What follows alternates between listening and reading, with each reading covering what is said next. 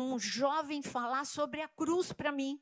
Eu estava numa reunião de jovens. Aquilo, eu chorava, eu que não sou chorando, eu chorava de virar do avesso. Aquela realidade entrou tão profundo no meu coração, e foi a partir dali que eu me apaixonei pela palavra de Deus. Por isso eu imagino João Marcos, como ele ficou apaixonado. Em João capítulo 22, olha o que ele ouviu Jesus dizer. Assim também agora, vós tendes tristeza, mas outra vez vos verei e o vosso coração se alegrará, e a vossa alegria ninguém pode tirar. Gente, ele não falou isso só para João Marcos, ele não falou só para os discípulos, ele está falando para você. Você que entrou aqui triste, ele está falando, olha, a alegria que eu vou te dar, o mundo não pode tirar. Você, a lágrima que você está chorando hoje, eu sou poderoso para reverter em riso, para reverter em saltos de alegria. E João Marcos falou, meu Deus, ele é poderoso, ele é o Messias, ele é o Salvador, e está dentro da minha casa, ele está dentro da minha casa, eu quero ficar perto dele, eu me apaixonei por ele, eu quero seguir Jesus. Você tomou essa decisão de seguir Jesus, senão você não estaria aqui.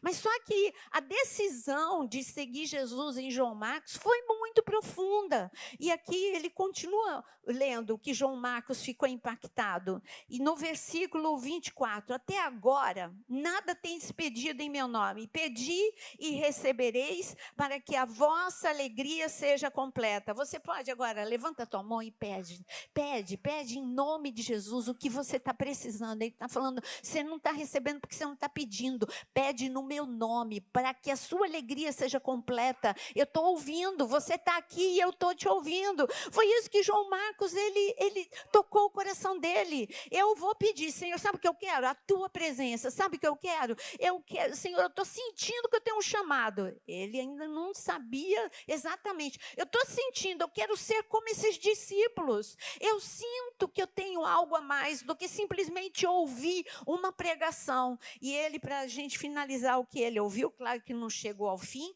mas só para você ter noção das coisas que impactaram João Marcos, no versículo 33, essas coisas vos tenho dito, para que tenhais paz em mim. No mundo passais por aflições, mas tende bom ânimo, eu venci o mundo. É isso. João Marcos falou, nunca ninguém, nenhum rabino pregou isso para mim. Nunca ninguém falou isso para mim. E ele entendeu que aquelas palavras eram vivas, que eram verdadeiras e que a vida dele nunca mais seria a mesma.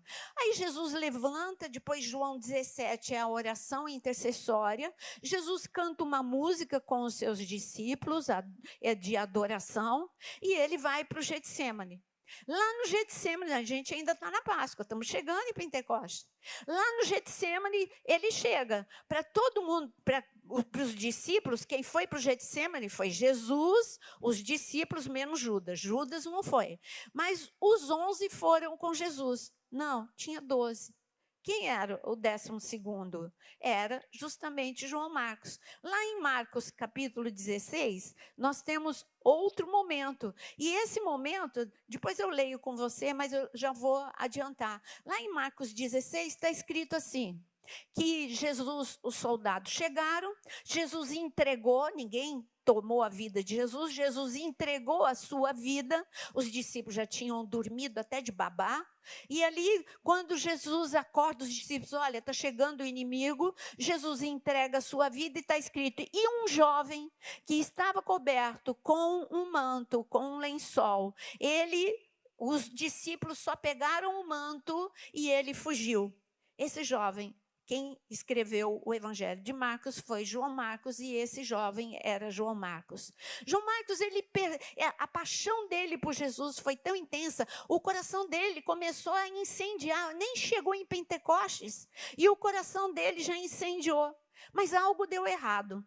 Algo deu errado. A tua trajetória com Jesus não é um mar de rosas. Algo deu errado na paixão que Marcos teve por Jesus. Algo deu errado na alegria que Maria e o marido tiveram de receber Jesus em casa. Durou pouco, parece, a alegria. Por quê? Porque logo Jesus foi preso, Jesus foi torturado, Jesus foi humilhado e Jesus morreu na cruz.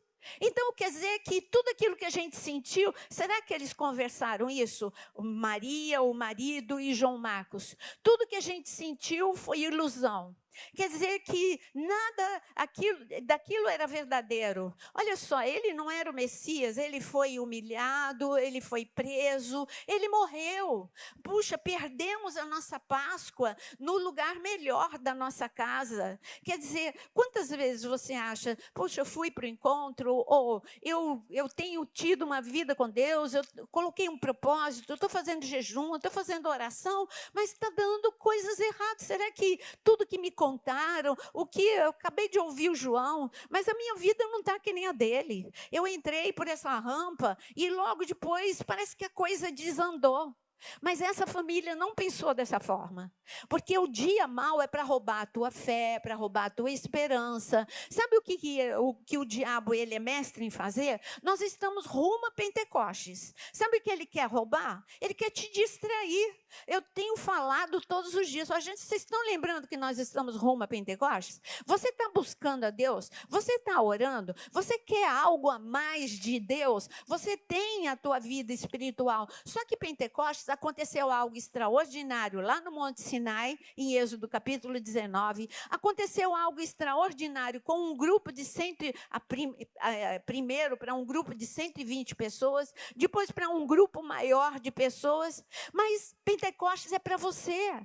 Você vai ser impactado pela presença de Deus. O teu coração pode ser incendiado. Você pode receber dons que você ainda não tem. Você pode ser enriquecido por Deus. Mas você precisa ter expectativa. O dia mau não pode roubar. A distração não pode roubar. O incêndio do teu coração. João Marcos, ele guardou o coração dele. Maria guardou. Por que eu digo que guardou? Porque quando Jesus morreu, eles tiveram que abrir a porta de novo da casa deles.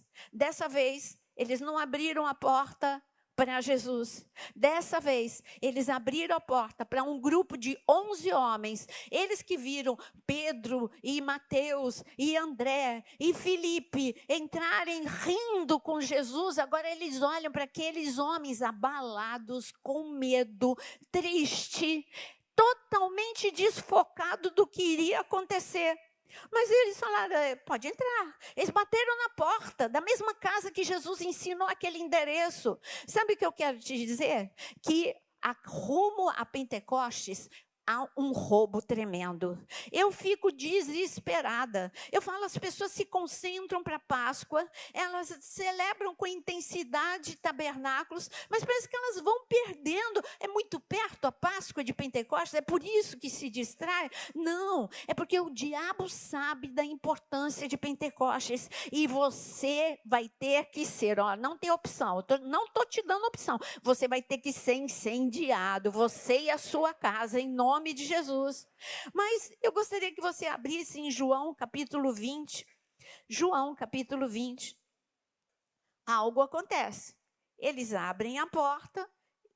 Maria abre a porta. Peraí, é Jesus? Não, não é Jesus. São os discípulos tristes, preocupados, cheios de medo. Pode entrar, pode ficar aqui.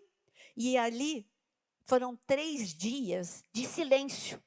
3 dias que nada aconteceu, mas uma família ia ser tremendamente usada por Deus. Aquela casa, aquele endereço ia ser um marco. Aquela casa ia ser uma casa que seria como é que eu falo para você? Um útero do avivamento. E a tua casa é um útero do avivamento por tua causa, porque você está aqui.